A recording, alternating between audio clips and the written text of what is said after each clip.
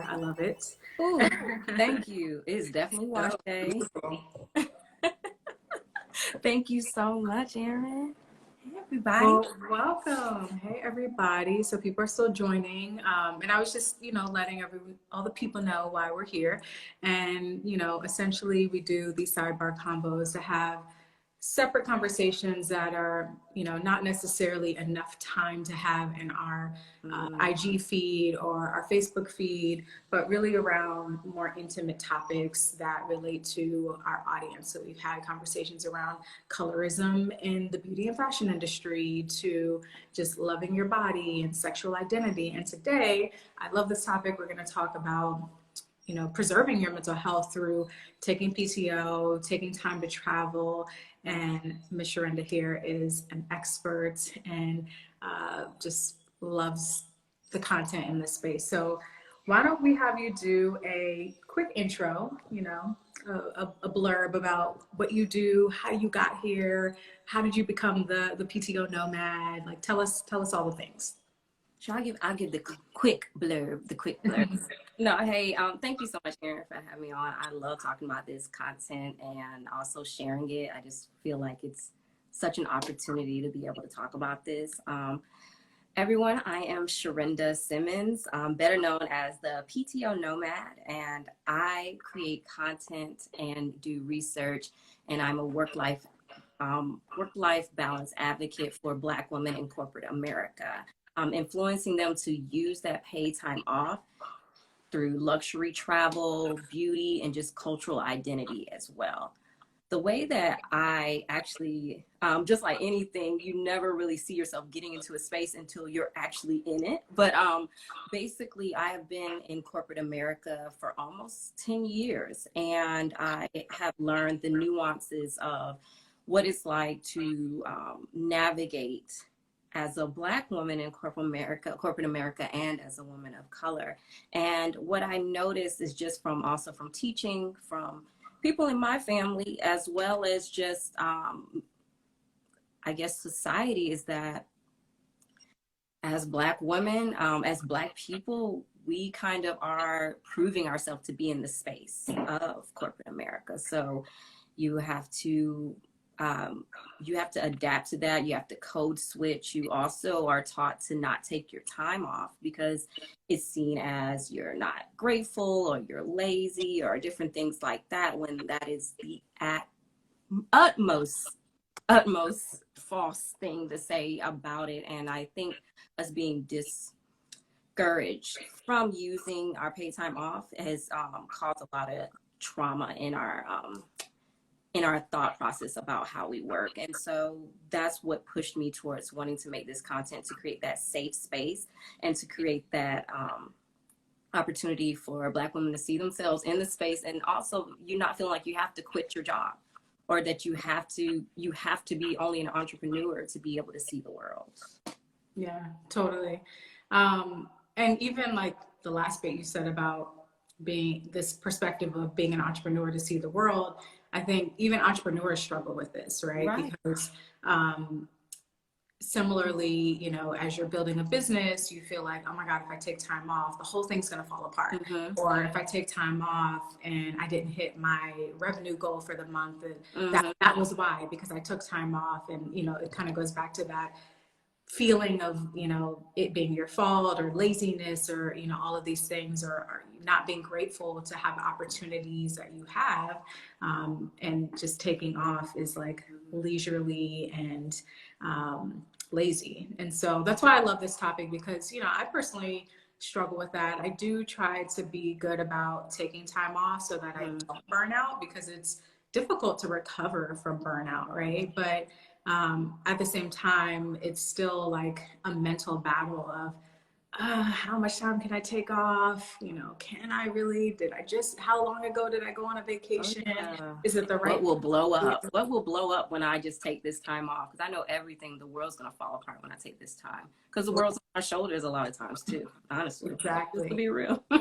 So how do you deal with the daily struggles with your mental health while working in your industry and, just trying to navigate that?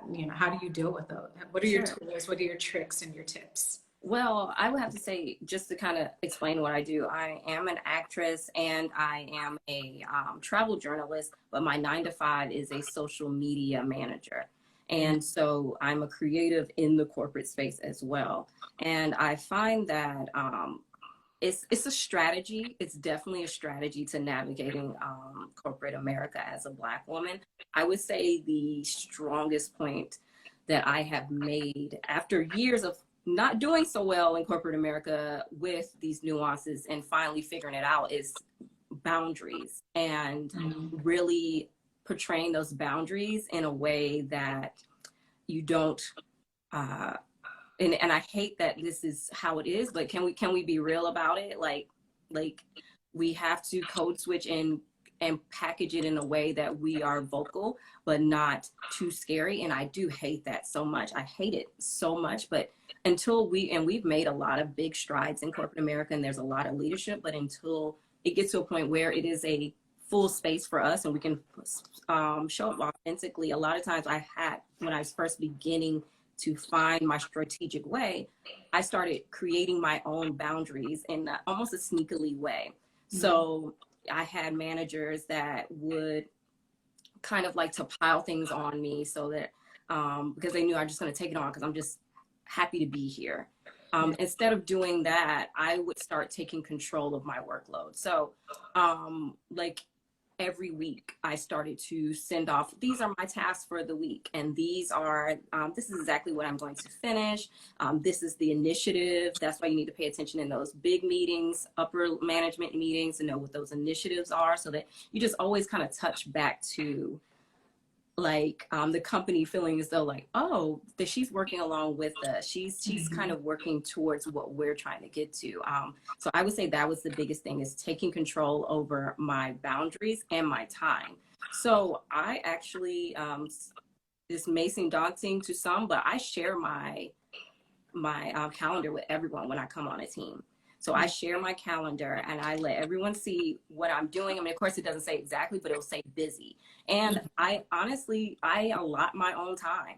I would put 2 hours in there and say I'm busy, and I'm sitting there like looking on Instagram, looking at New Bar Instagram, everything, just researching and doing my own thing. I'm relaxing. I will schedule a nap sometimes if I can work from home, or when I have an office that allows for me to close my door. That was before my cubicle day. That was after my cubicle. But like, yeah, those, I would say taking control over my time and taking control over my boundaries is the biggest tip that I will give to a Black woman navigating that corporate space. And that sets you up also to be able to take control over your paid time off too.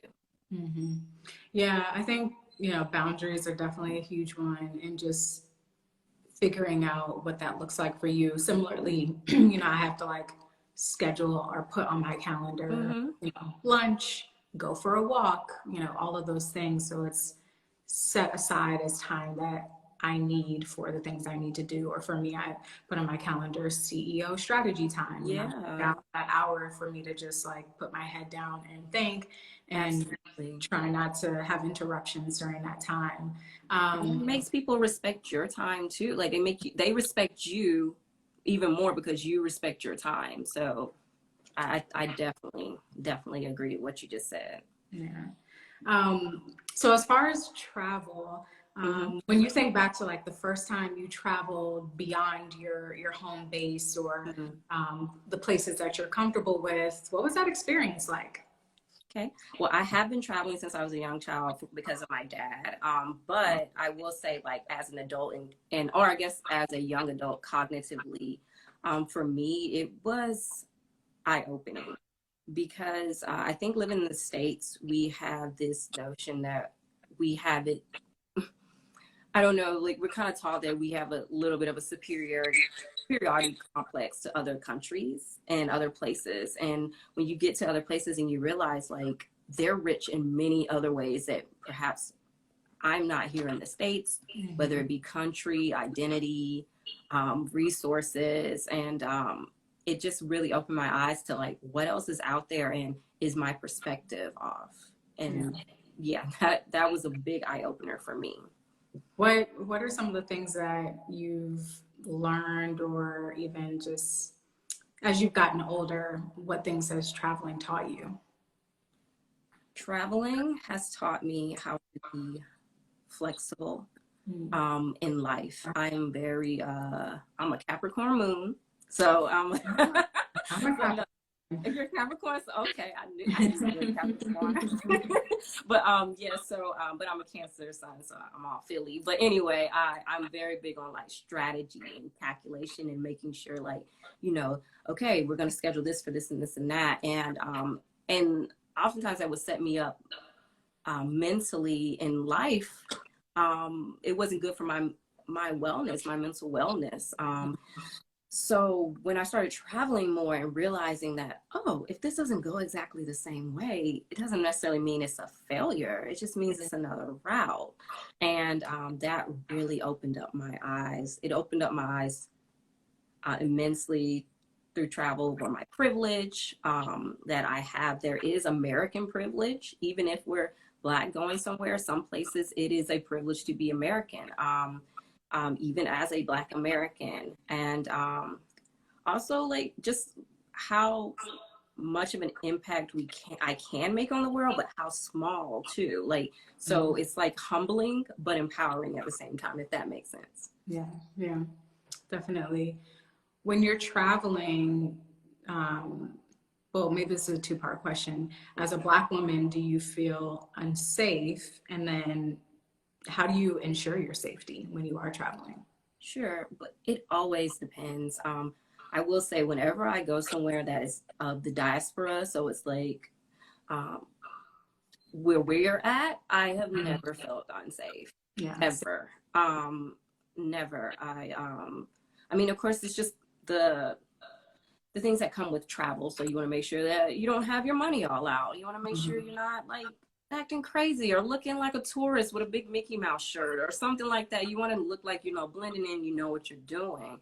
But I would say like in the diaspora, I have not felt anyway. The two places that I have felt the least safe were in Europe, I will say, and deep South type places. But in Europe, in Barcelona and Milan.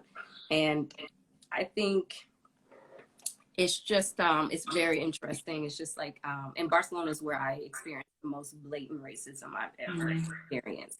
Okay. Like screaming at us Black and Wow. like following us around. It was intense, and it was so hard to stay in the moment because you have all this going on. But what it has taught me is to just I guess keep a positive kind of view on it, and also to be diligent because you're in a different place, and I don't have my tribe here. I don't have people that can come and scoop me up or roll up and like, let's pop the trunk. No, I'm kidding. But no, like we don't have anyone, like I don't have anyone there. So I have to navigate it gracefully. So what was your second part? Just how do you ensure your safety? Like, how do you make yourself feel safe enough or confident in the safety to just like do your thing and to explore and enjoy yourself? Research. I always am going to do research of I literally type into Google what is the cultural climate in a place and see where if there are any kind of issues going on there, if people run into certain things. Like I believe that really you never should show up to a place blind. I mean, keep an open mind, but you should definitely do some research into the climate of what's going on. And I think that sets you up for what you need to do to prepare.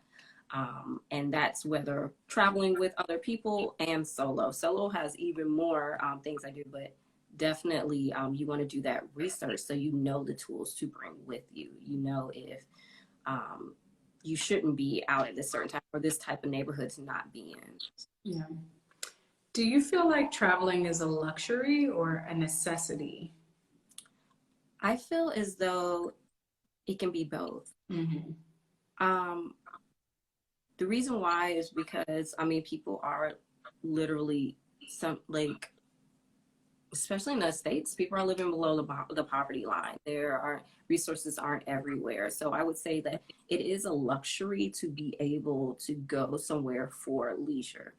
But the reason why I say it's a necessity is to open up our mind of what travel is. Travel doesn't always mean that we're getting flued out to the most tropical place everywhere. It can literally be that you're just going to the closest, biggest town or different things like that. But the reason why I say necessity is getting out of, like I said, that bubble of what you believe like your world is. It opens up so many different avenues, so many different perspectives, so many different people. I believe it opens up chambers in your life and in your mind and creativity.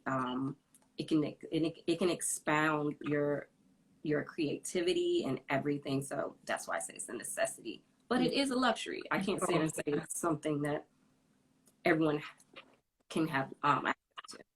Definitely. Oh yeah. By the way, everybody, if you have any questions, please drop them in the question box.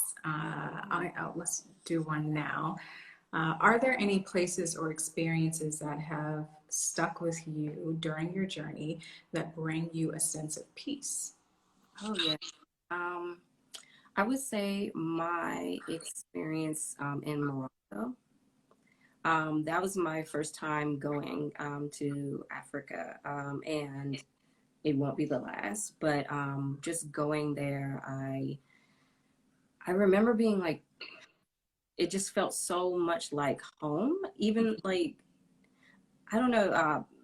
People like to sometimes North Africa is considered like a different type of terrain or different type of atmosphere, but it still felt like home. We walked in, it was just brother, sister everywhere.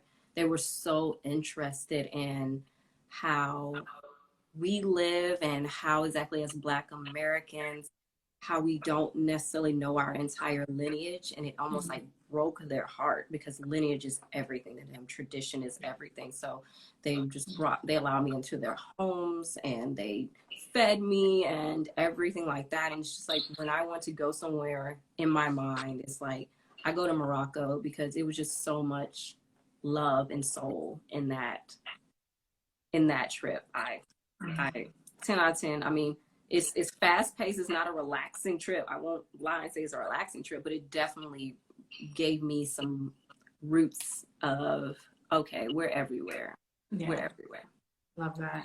How did you feel during the pandemic and just limited and travel and, travel options and that whole part of our lives that's still here, but how did you feel when the pandemic first started? Ooh, so conflicted. One, because it was I mean, I just wanted to go. I had a trip planned already, a big trip, and it had to be canceled. That was already like I was almost grieving it. It was so weird. It was like it was like a grieving process when I missed out on that trip. But it was like a pull from different ways because basically I felt as though my job is rooted in travel, but then it's like, is it responsible to travel right now? Am I giving a bad impression or anything or encouraging the wrong thing? And I really had to dig deep and figure out what exactly do I need to be able to continue on this trajectory of my purpose and my passion. So I would say like I was a little conflicted about that, but I got to the point where I did my research. Capricorn moon, gotta do the research. But I did my research and I made sure like, okay, so this area actually is very, very, very prominent about making sure people are safe and they're making sure they're actually taking things serious, because that was the one thing that I learned on traveling.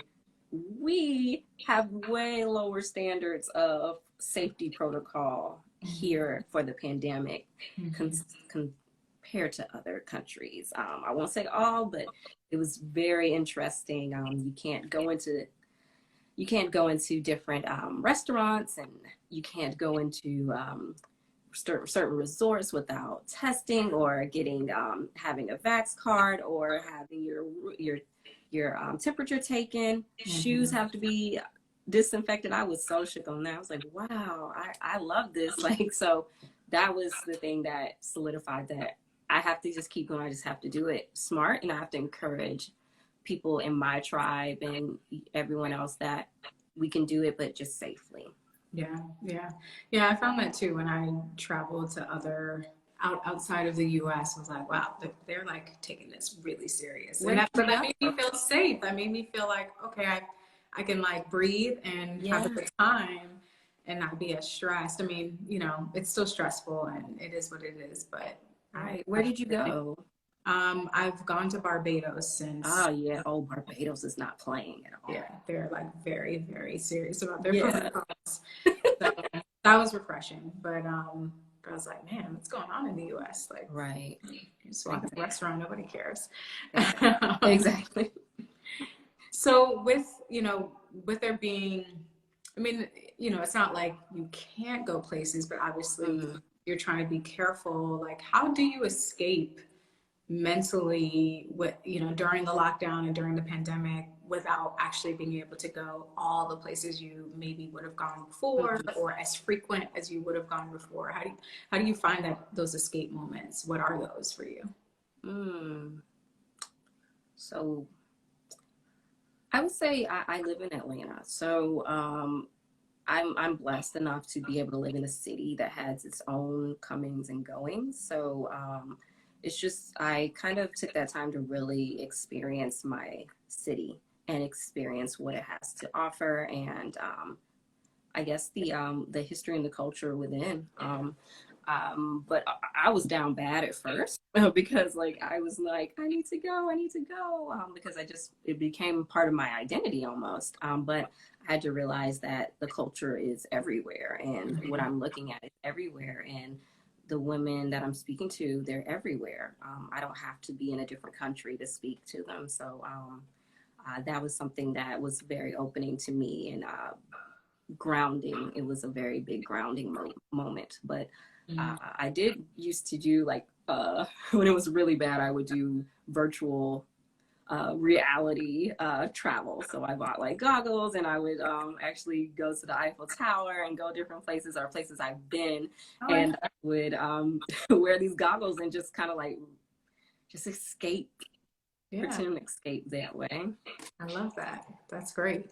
We have another question. Have you ever gotten sick or had an emergency during an international trip, and what did you do?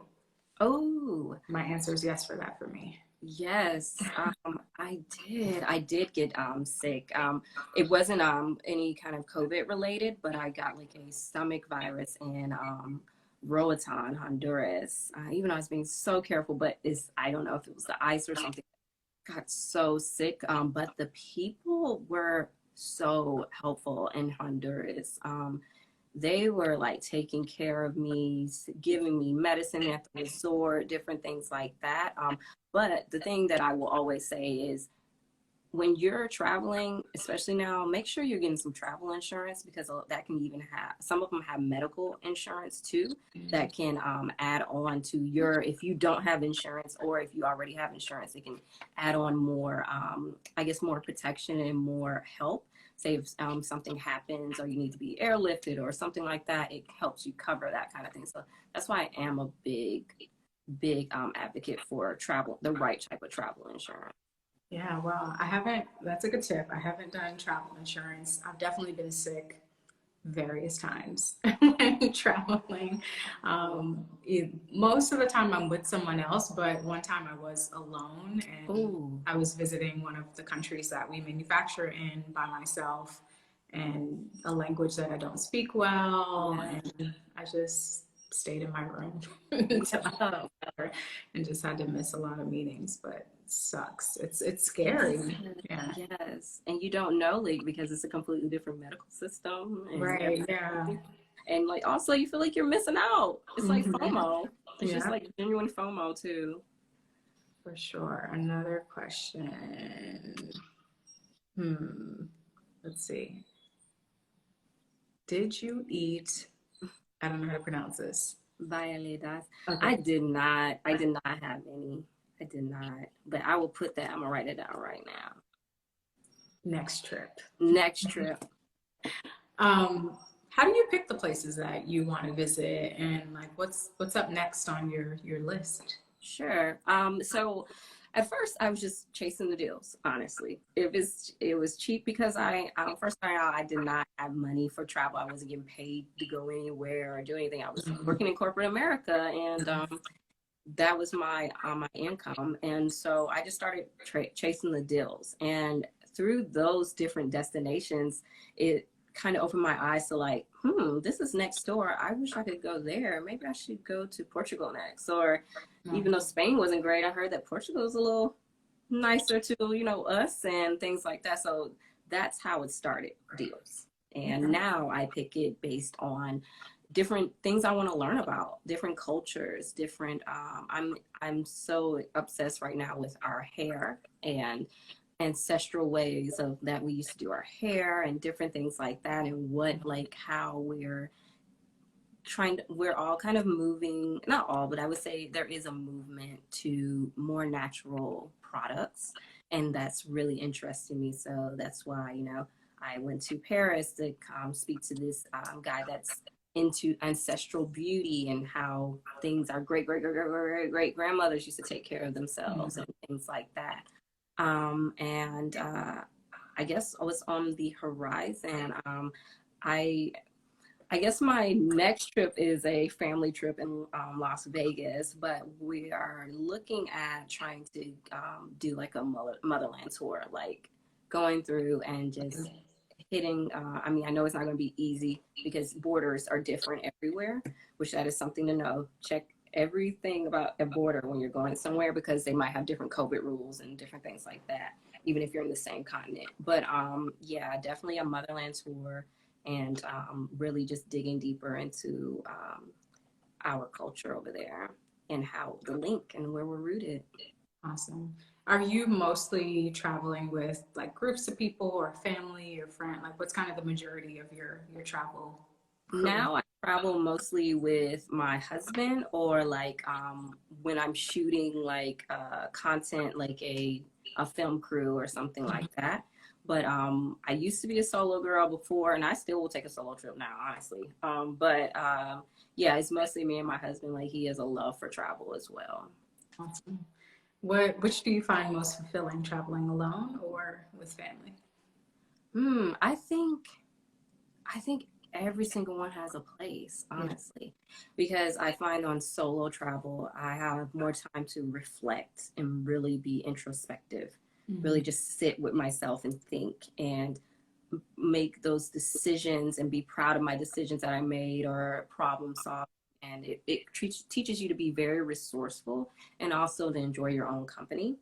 And also get out. I'm an introvert, so just naturally just to get out and talk to people. I mean, not talk to everybody, but talk to people and just get outside your comfort zone. With family, I guess I'm gonna say like with my husband, that's like my best friend. So it's like like it gets like it's just so much fun, but also he's my natural protector, so that feels good too. So I guess the difference would be I don't necessarily feel like I have a natural protector when I'm moving solo, but I do have techniques that I do differently. Well, no, I do them even when we're together. But as for like our trips, I do enjoy that, and also, you know, I'm not carrying my own luggage when he's around. So no, because I'm the worst with luggage, and in the airport, it keeps me together with that, and not like leaving things because I'm just like, ooh, look at that, and I lose focus. So that's helpful. Awesome. Yeah, similar. Before being married, I traveled alone a lot, and then now I travel mostly with my husband. But yeah, like he loves travel as well, so we get to explore things, and we generally are on the same page as to what we like to do. Yeah. Interesting that you're an introvert, though. Mm-hmm. As an introvert, like how do you get like inspired to get out? Like my husband's also an introvert, and he finds connecting with people very exhausting. But like, how do you push yourself to do that?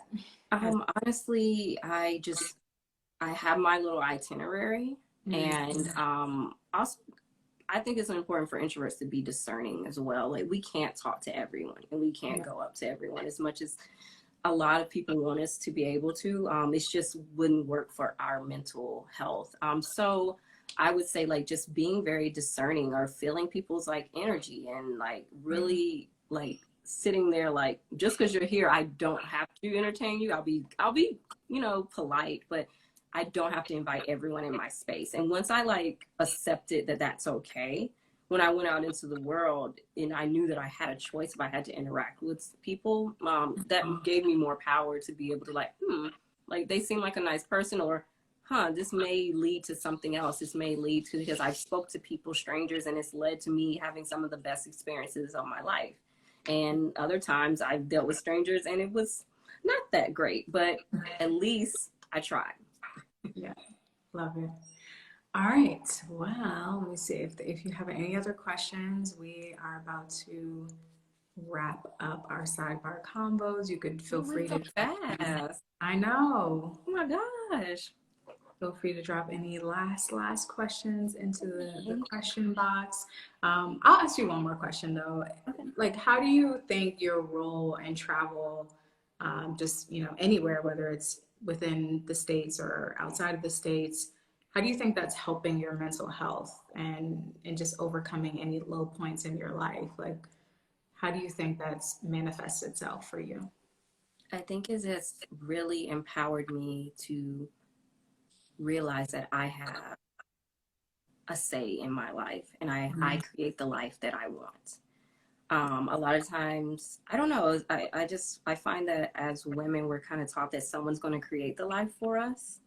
And that it was very empowering to start traveling and then to see that, oh, I can actually create the life I want. I mean, of course, through God, in my faith, it will be channeled through that, but it's just like, I don't have to wait on anyone else to live the life that I've dreamed about, the life that I've wanted. So that's why I would say for my mental health, it really helped me become rooted in my own identity through traveling and taking those leaps. Yeah.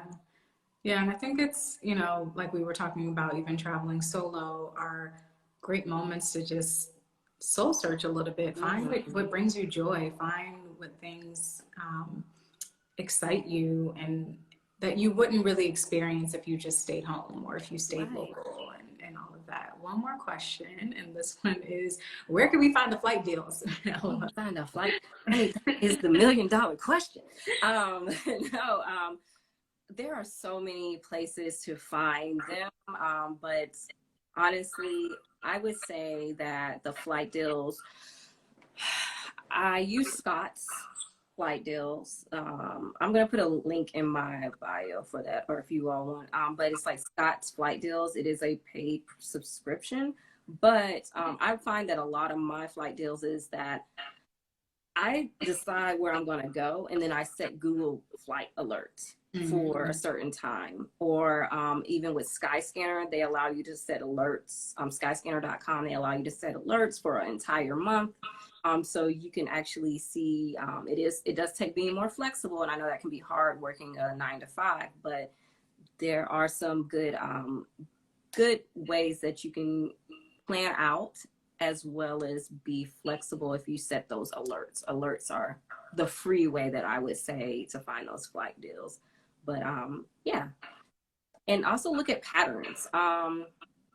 There's going to be a lot of flight deals coming up because, things have shut down and opened back up, and just kind of look at like places that have just opened back up to Americans, or places that are been closed for a while and finally opening back up. They're going to have those flight deals because they want people to come. They want to build back up their economy. So paying attention to that, like travel news. And I share stuff like that on my channel. I try to as much as possible just to keep everyone up to date with that. Awesome. Love it. Well, thank you so much for being here and for chatting with us and just being a part of the sidebar combos. Again, I just feel like this is such an important topic, just taking time for your mental health and actually using your PTO and taking your days off to rejuvenate and all of that. So really, really great to learn from you. And if you guys, I'll put more information in the description about Sharinda here and just her page. You should follow her. You should just look at a lot of her amazing content and learn more. But thank you so much for being here. Thank you for having me. It was so great. Awesome. Well, till next time, or I'll see you somewhere in the virtual world. Yes, yes. Y'all use your time. Use your pay time Yes. off. All right. Bye.